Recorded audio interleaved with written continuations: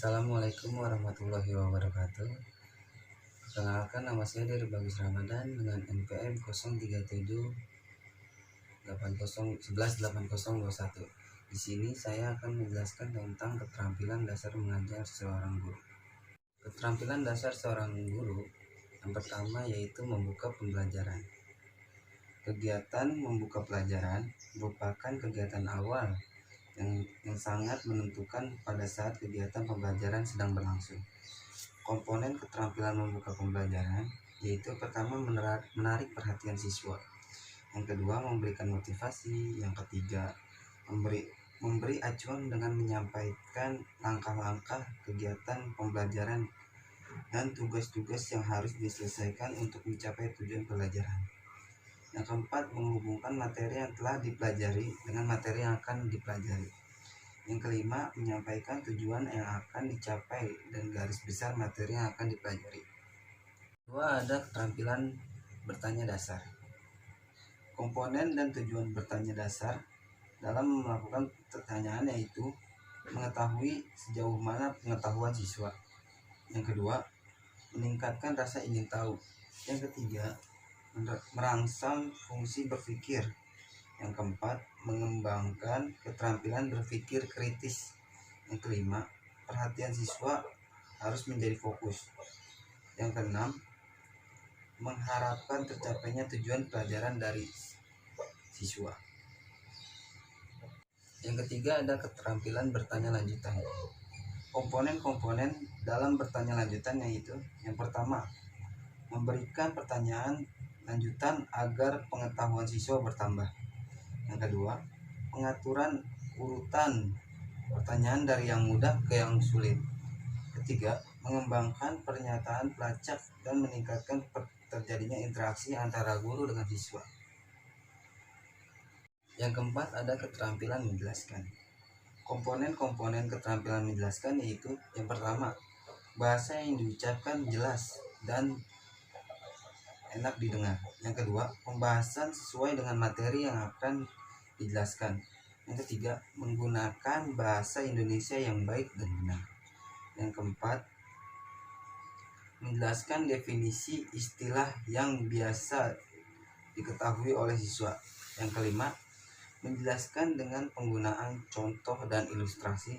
Dan yang terakhir, penjelasan dapat membangkitkan motivasi belajar siswa. Yang kelima, ada keterampilan memberi penguatan.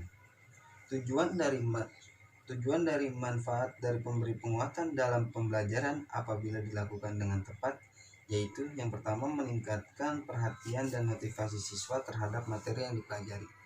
Yang kedua, mendorong siswa untuk bertindak positif dan produktif. Yang ketiga, menumbuhkan rasa percaya diri siswa tersebut. Komponen-komponen dalam pemberian penguatan yaitu yang pertama, penguatan verbal, misalnya bagus, bagus sekali, pintar, sangat baik. Yang kedua, ada pengetahuan nonverbal, yaitu dengan anggukan kepala, gelengan kepala, senyuman, dan lain-lain. Yang keenam, ada pengertian keterampilan menggunakan variasi. Tujuan pengertian variasi dalam proses belajar mengajar yang pertama, menghindari kejenuhan dalam mengikuti proses belajar. Yang kedua, mempertahankan kondisi optimal belajar. Yang ketiga, meningkatkan perhatian dan motivasi peserta didik. Yang ketujuh, ada keterampilan membimbing diskusi kelompok kecil. Diskusi kelompok kecil adalah suatu proses belajar yang dilakukan dalam kerjasama kelompok, bertujuan memecahkan suatu masalah, mengkaji konsep, prinsip, dan kelompok tertentu. Yang kedelapan, ada keterampilan mengelola kelas. Hal ini yang harus diperhatikan dalam mengembangkan keterampilan mengelola kelas. Yang pertama, ada ketidaktepatan memulai dan mengakhiri kegiatan. Yang kedua, pengulangan penjelasan yang tidak perlu. Yang ketiga, penyimpangan. Yang keempat, kesenyapan. Dan yang terakhir ada bertele-tele. Yang kesembilan, ada keterampilan mengajar kelompok kecil dan perorangan. Setiap guru dapat menciptakan format pengorganisasian siswa untuk kegiatan pembelajaran kelompok kecil dan perorangan sesuai dengan tujuan, kebutuhan siswa, serta waktu dan fasilitas yang tersedia. Yang ke-10 ada keterampilan menutup pembelajaran. Komponen-komponen dalam menutup pelajaran yaitu yang pertama, merangkum atau membuat garis-garis besar materi yang baru dibahas atau dipelajari. Yang kedua, menyampaikan rencana materi pelajaran pertemuan berikutnya. Yang ketiga, guru menyampaikan sedikit ulasan atau kesimpulan.